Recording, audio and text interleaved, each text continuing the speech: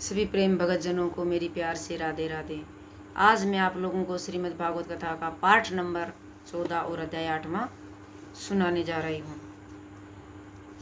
सुने।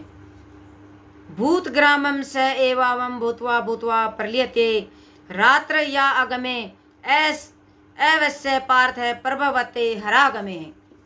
हे पार्थ, वही यह बहुत समुदाय उत्पन्न होकर प्रकृति के वंश में हुआ रात्रि के प्रवेश काल में लीन होता है और दिन के प्रवेश काल में फिर उत्पन्न होता है। ये श्री कृष्ण भगवान अर्जुन को समझा रहे हैं। प्रस्त अस्मातुहु भाव अन्यो अव्यक्त तो अव्यक्तात् सनातनः यश सर्वेषु भूतेषु नश्यति यतषु न विनश्यति। उस अव्यक्त से भी अति परे दूसरा अर्थात विलक्षण जो सनातन अव्यक्त भाव है वह परम दिव्य पुरुष सब भूतों के नष्ट होने पर भी नष्ट नहीं होता। अव्यक्तो अक्षर है इत्युक्त सतमाहु परमाम गतिम ये प्राप्य न निर्वतन्ते त्वदाम परमम। जो अव्यक्त अक्षर इस नाम से कहा जाता है उसी अक्षर नाम अव्यक्त भाव को परम गति कहते हैं। और जिस सनातन अव्यक्त भाव को प्राप्त होकर मनुष्य वापस नहीं आते वह मेरा परम धाम है। पुरुष च प्रह पार्थ भुक्त्वा लभ्ये सत्वनन्या यस्य यानत्य स्थानी भूतानि येन सर्वमिदं ततम्। हे पार्थ, जिस परमात्मा के अंतर्गत सर्वभूत हैं और जिस सच्ची दानंधन परमात्मा से यह समस्त जगत परिपूर्ण है वह सनातन अव्यक्त परम पुरुष जो अन्य है भक्ति से ही प्राप्त होने योग्य है। यत्र काले तव नाव्रति माव्रतिम च योगिनः प्रियाता यान्ति तः कालम वक्ष्यामि भरतर्षभ।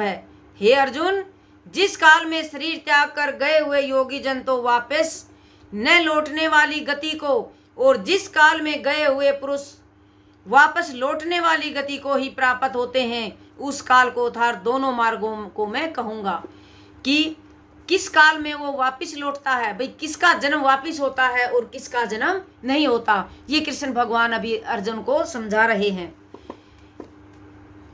अग्रिज ज्योतिर्ह सकूल क्षण मासा उत्तरायणाम तत्र प्रायाता गच्छन्ति ब्रह्मा ब्रह्मा विदो जनाः। जिस मार्ग में ज्योतिर्मय अग्नि अभिमानी देवता हैं, दिन का अभिमानी देवता शुक्ल पक्ष का अभिमानी देवता है। जो शुक्ल पक्ष होता है उसका देवता अभिमानी है और उत्तरायण के 6 महीनों का अभिमानी देवता है।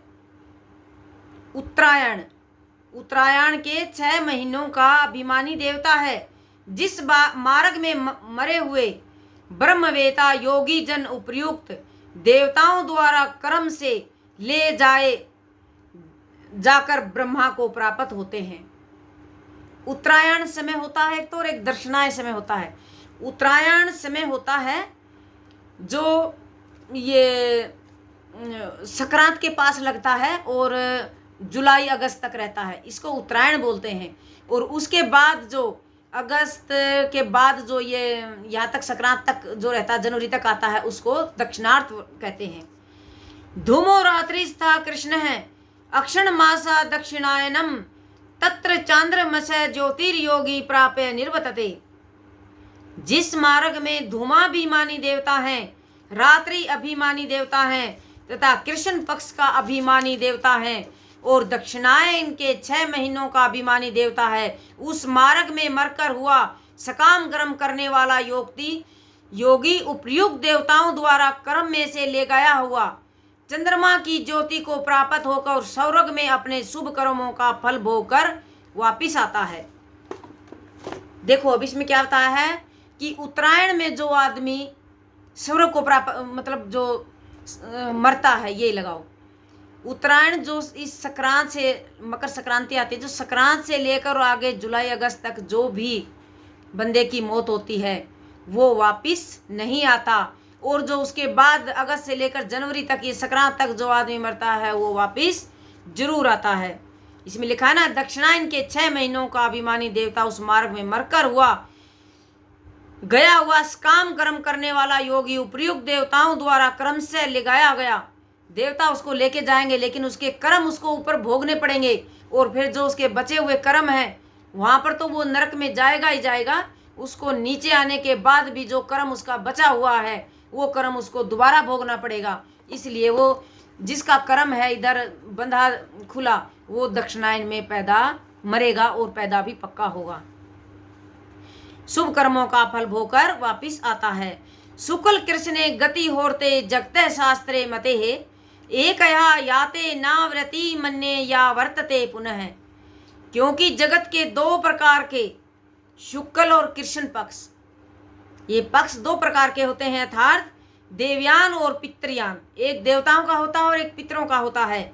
मार्ग सनातन माने गए हैं, इनमें एक के द्वारा गाया गया, जिसमें इनमें एक के द्वारा गया हुआ जिसे वापस नहीं लौटना पड़ता उस परम गति को प्राप्त होता है, और दूसरे के द्वारा गया हुआ फिर वापस आता है, अर्थात जन्म मृत्यु का प्राप्त होता है। ये श्री कृष्ण भगवान अर्जुन को समझा रहे हैं। इसमें एक एक चीज को समझाया गया है, जरा आप ध्यान से सुने। नैते श्रुति पार्थ जानन योगी मृहति कछन है, तस्मातस्य वेसु कालेसु योग युक्तो भाव अर्जुन। हे पार्थ, इस प्रकार दोनों मार्गों को तत्व से जानकर कोई भी योगी मोहित नहीं होता। इस कारण हे अर्जुन, तू सब काल में समबुद्धि रूप योग से युक्त हो, अर्थात निरंतर मेरी प्राप्ति के लिए साधन करने वाला हो। कि तू मेरे को याद करेगा और कर्म करेगा तो तेरी दुर्गति नहीं होगी। वेदेषु यज्ञेषु तपस्सु च दानेषु यत् पुण्य फलम प्रदिष्ठम अतयेति तत्तवरमिदं विदित्वा योगी परम स्थान मुपैतहि चाधम। योगी पुरुष इस रहस्य को तत्व से जानकर वेदों के पढ़ने में तथा यज्ञ तप दनादि के करने में जो पुण्य फल कहा गया है उन सब को निसंदेह उल्लंघन कर जाता है और सनातन परम पद को प्राप्त हो जाता है। ऐसे ही ये 8वां अध्याय तो संपन्न हुआ, लेकिन आज मैं इसका महत्व बताती हूँ, क्योंकि मैंने 2 पार्टों में बनाया था। अभी इसका महत्व बताती हूँ कि 8वां अध्याय पढ़ने से हमें क्या फल मिलता है, हमें कैसे उसका पुण्य मिलता है। श्री नारायण जी बोले, हे लक्ष्मी, अब 8वें अध्याय का महत्व सुनो। मैं आपको 8वें अध्याय का महत्व सुनाता हूँ। दक्षिण देश नर्मदा नदी के तट पर एक नगर है। उसमें सुशर्मा नामक एक ब्राह्मण रहता था। वह बहुत ही धनवान था और संतों की सेवा किया करता था, बड़े बड़े यज्ञ करता था। एक दिन उसने एक संत से पूछा, हे ऋषि, मेरे कोई संतान नहीं है, क्या करूं? ऋषिवर ने कहा, तू अजामेघ कर, देवी को बकरा चढ़ा, वह तुमको पुत्र देगी। तब उस ब्राह्मण ने यज्ञ करने को एक बकरा मोल लिया। बलि के दिन उसको स्नान करा, मेवा खिलाया, और जब उसको मारने लगा तब बकरा अचानक ही हंस पड़ा। तब ब्राह्मण ने पूछा, हे बकरे, तू क्यों हंसा? बकरे ने कहा, पिछले जन्म में मेरे संतान नहीं थी। एक ब्राह्मण ने मुझे भी अजामेध यज्ञ को करने को कहा था। सारी नगरी में बकरा ढूंढा परंतु हाथ न लगा। ढूंढते ढूंढते एक बकरी का मेमना दूध चूसता दिखाई दिया। मैंने उसे मेमने समेत बकरी को मोल ले लिया। जब बकरी के संतन से छुड़ाकर यज्ञ करने लगा तब बकरी बोली, अरे ब्राह्मण, तू ब्राह्मण नहीं जो मेरे पुत्र को होम में देने वाला है, तू महापापी है। यह कभी सुना है कि पराये पुत्र को मारने से किसी ने पुत्र तो पाया है, किसी ने पुत्र तो पाया हो, तू अपनी संतान के लिए मेरे पुत्र को मारता है तो तू निर्दयी भी है, तेरे पुत्र नहीं होगा। उस बकरी ने बहुत कहा पर मैंने होम कर ही दिया, मैंने उसकी बात को नहीं माना। तब बकरी ने शाप दिया कि तेरा भी गला इसी भांति कटेगा। इतना कह तड़प तड़प कर बकरी अपने बेटे के वियोग में मर गई। कई दिन बीत गए, मेरी भी मृत्यु हो गई। वो बकरा बता रहा है, यमदूत मारते मारते धर्मराज के पास ले गए। तब धर्मराज ने कहा, इसको नरक में डाल दो, यह बड़ा पापी है। वह नरक भोग कर वानर की योनि दी। एक बाजीगर ने मोल ले लिया। वह गले में रस्सी डालकर द्वार द्वार सारा दिन मांगता फिरता, पर खाने को कम ही दिया करता था। जब वानर की देह छूटी तो कुत्ते का जन्म पाया। एक दिन कुत्ते मैंने किसी की रोटी चुरा कर खाई। उसने ऐसी लाठी मारी कि पीठ टूट गई। उस दुख से मेरी देह छूट गई। फिर घोड़े की देह पाई। उस घोड़े को एक मटिहारे ने मोल लिया। वह सारा दिन चलाया करता था और खाने पीने की खबर न लेता। रात पड़ती तो एक छोटी सी रस्सी के साथ बांध दिया करता था, ऐसा बांधता कि मक्खी भी नहीं उड़ा सकूं। एक दिन दो बालक एक कन्या मेरे ऊपर चढ़कर मुझे चलाने लगे। वहां अत्यंत कीचड़ था और उसमें मैं फंस गया और ऊपर से वह मारने लगे और वहां मेरा अंत हो गया। इस भांति अनेक मैंने जन्म भोगे, सिर्फ एक बकरी की मारने से। अब बकरे का जन्म पाया है और मैंने जाना था जो इसने मुझे मोल लिया है मैं सुख पाऊंगा, मगर तू तो छुरा लेकर मारने लगा।